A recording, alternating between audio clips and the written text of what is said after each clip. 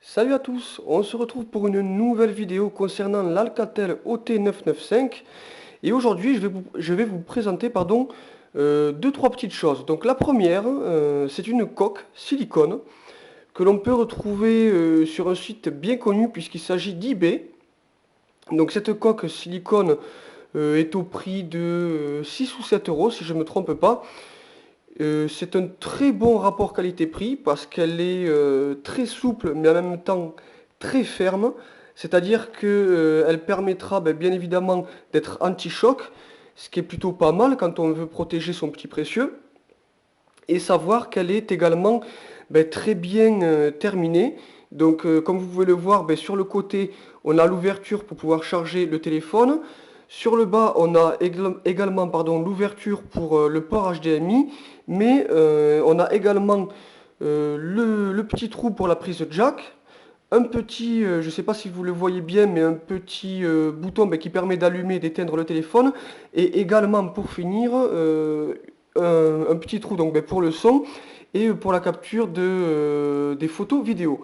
Voilà, il faut savoir que ça reste évidemment une coque silicone, donc qui sera évidemment moins au top pour protéger l'écran. Donc à partir de là, il faut savoir qu'il vaut mieux avoir un écran protecteur et que par la suite, elle est également aussi antidérapante. Sur le côté, je ne sais pas si vous pouvez le voir, mais elle permet en fait, voilà, de bien agripper le téléphone. D'ailleurs, je vais vous le montrer tout de suite. On va prendre hop, le téléphone.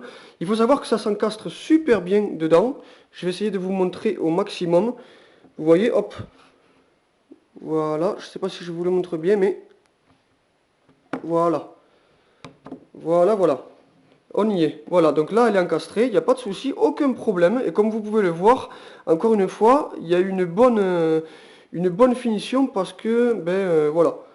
J'essaie vraiment de vous montrer au maximum. Vous pouvez voir que ça a été super bien fignolé tout ça. Voilà. C'est ça, c'était pour la partie coque silicone, voilà, la partie accessoire. Maintenant, on va partir sur toute autre chose. Pour la première vidéo, pour la présentation d'Alcatel, rapidement, on avait parlé du port HDMI, donc qui permet en fait de connecter le téléphone à la télévision.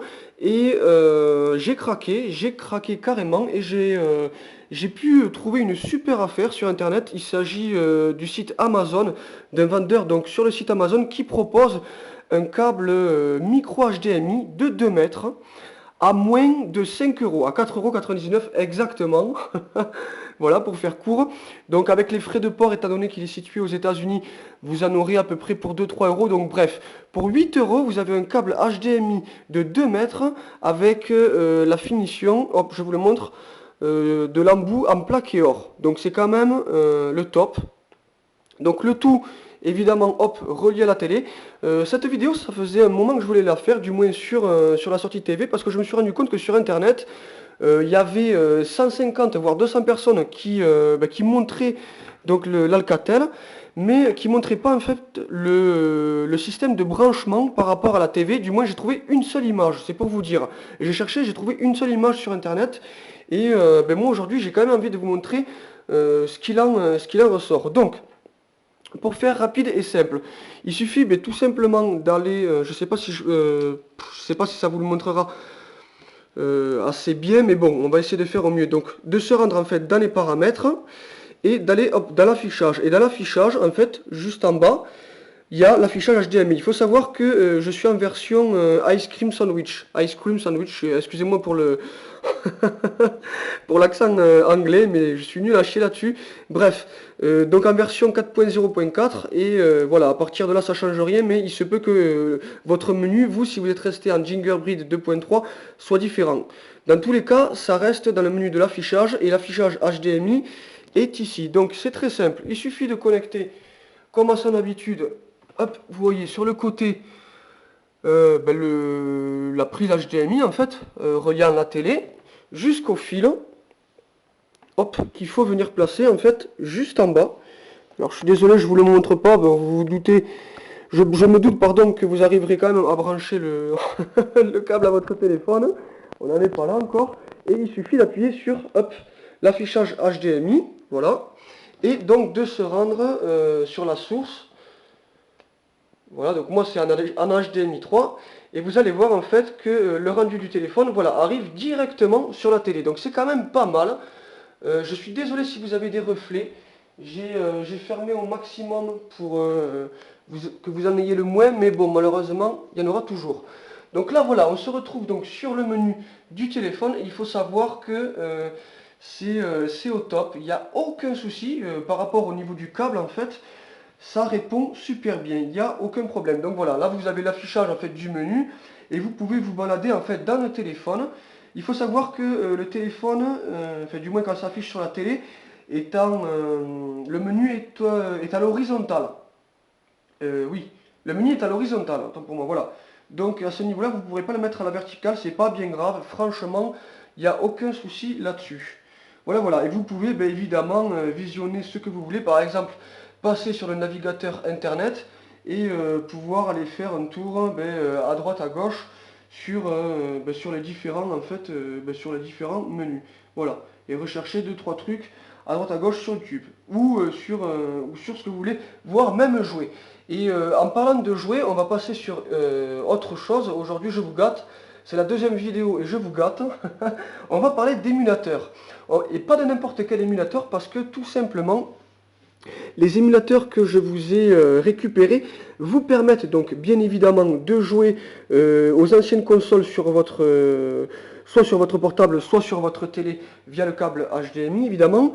Donc à la Game Boy Advance, à la Super Nintendo, à la NES, la Mega Drive et compagnie. Et c'est pas tout parce que autant jouer comme ça sur portable avec l'écran tactile c'est pas super parce qu'avec voilà, les touches sensitives qui ont été intégrées ça peut gâcher le plaisir étant donné qu'on a nos doigts sur l'écran. Aujourd'hui les émulateurs moi que je vous propose permettent nativement de connecter via Bluetooth une manette. Oui, vous l'aurez reconnu, une manette Wii en fait, donc la Wiimote qu'elle s'appelle, mais également accessoirement on va dire, on peut y relier donc une manette classique, donc c'est vachement intéressant. Et vous allez voir tout de suite pourquoi. On va lancer par exemple, on va lancer l'émulateur de la Super Nintendo. Donc on arrive sur un menu somme toute classique. Je suis désolé si vous ne voyez pas bien, hein, mais j'essaie de faire au maximum. Je filme avec un appareil photo vidéo de 8 mégapixels, c'est pas le top, mais j'essaie de faire au mieux.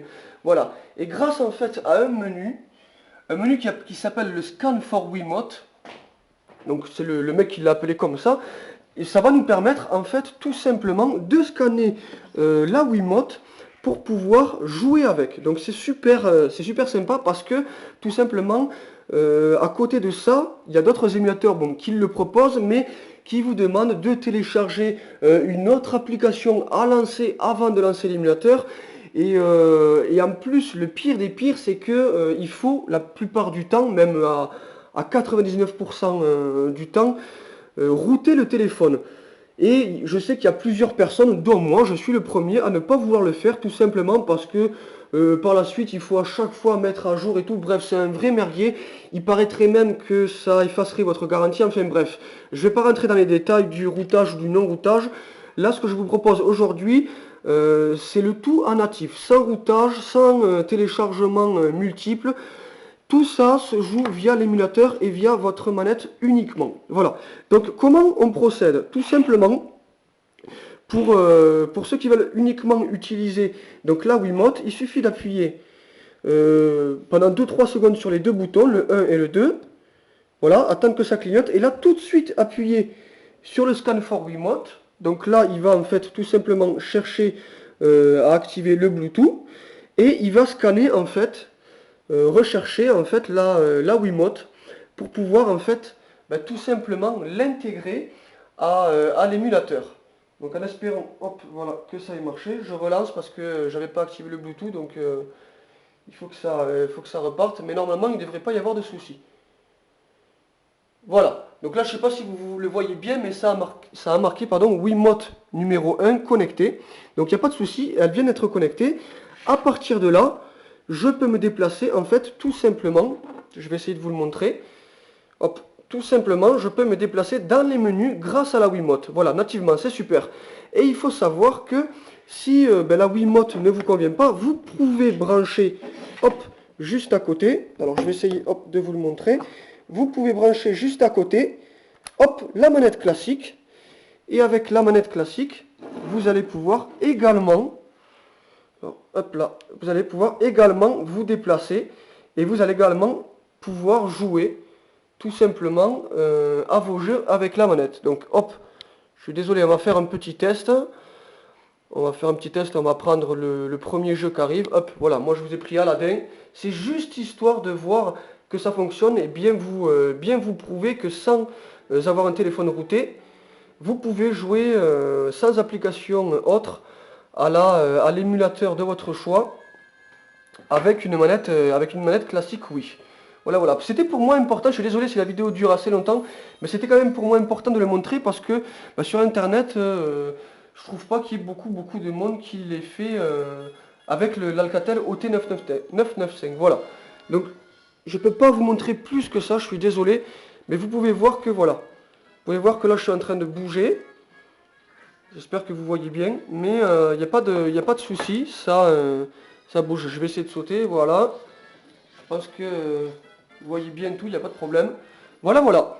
Donc c'était tout pour aujourd'hui, en espérant que cette vidéo vous ait plu. N'hésitez pas à la partager, n'hésitez pas à vous abonner, à commenter, bien évidemment. Ce sera avec plaisir que je continuerai à faire des vidéos. Et à partir de là, sachez que par rapport donc, à cette coque en silicone, vous pouvez la retrouver dans le lien de la description, donc retrouvez le vendeur, également le câble HDMI si vous souhaitez le commander, mais également retrouvez le pack avec l'ensemble des émulateurs, donc Mega Drive, NES, Neo Geo, Super Nintendo, Game Boy Advance et Game Boy Color, pour pouvoir jouer tranquillement avec votre émulateur soit sur le téléphone, soit avec une Notchok ou une manette classique de la Wii.